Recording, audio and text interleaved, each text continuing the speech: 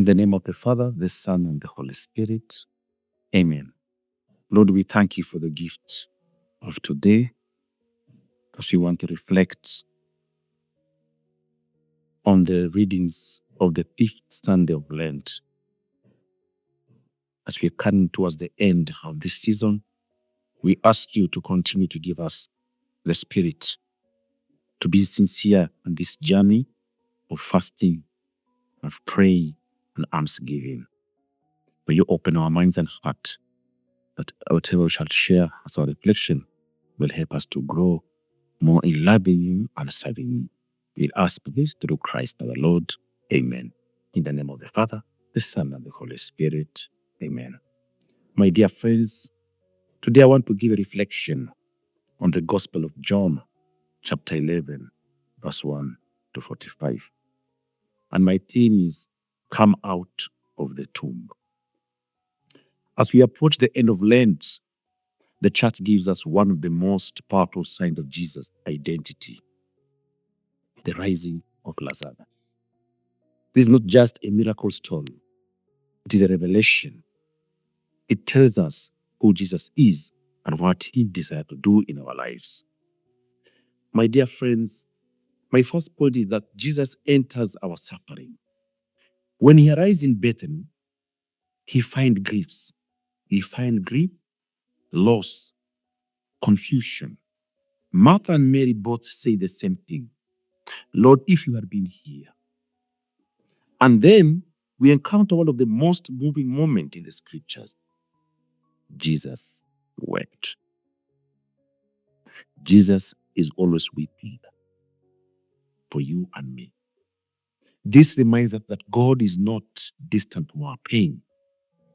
In Jesus, God steps in our souls.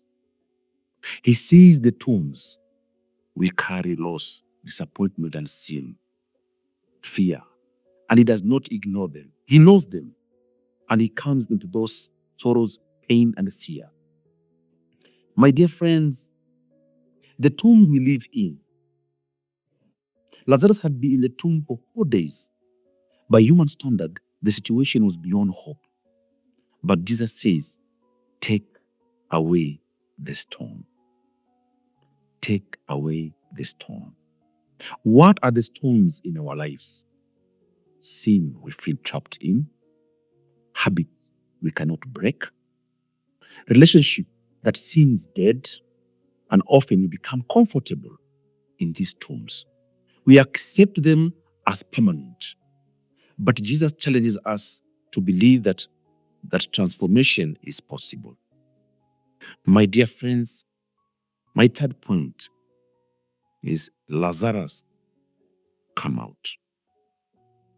Jesus calls Lazarus by name. This is personal. God does not call us humanity in general. He calls you and me. He knows your name. He knows your struggles. He knows your story. And notice this. Lazarus comes out, but he's still bound in burial clothes. Very powerful. Then Jesus tells others, untie him and let him go. This shows us that Jesus gives life. The community helps restore freedom. We need one another in the journey of faith to support, to encourage, and to help each other grow. We need each other, my dear friends. This Lent, who have you been working with? Who have you supported? Who have you encouraged?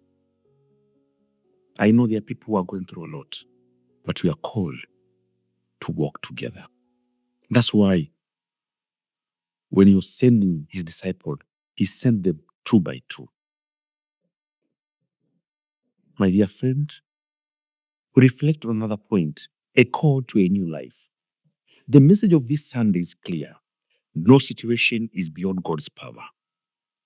No heart is too hardened. No life is too far gone. God is still calling, come out. Come out of your fear. Come out of your sin. Come out of whatever holds you. As we prepare for Holy Week, this gospel invites us to trust deeply in Jesus. The same voice that called Lazarus out of the tomb is calling each of us today. The question is not whether Jesus can give new life. The question is, are we willing to step out of the tomb? Are you willing to step out of that tomb? We mentioned the tomb that we are in. Today we are being challenged to come out. Come out of that tomb of disappointment. Come out of that tomb of sin. Come out of that tomb of fear. Because Christ is waiting for you. In the name of the Father, the Son, and the Holy Spirit. Amen. If this video blessed your heart, kindly please subscribe for more daily Catholic teachings and click the notification bell to walk in God's Word every day.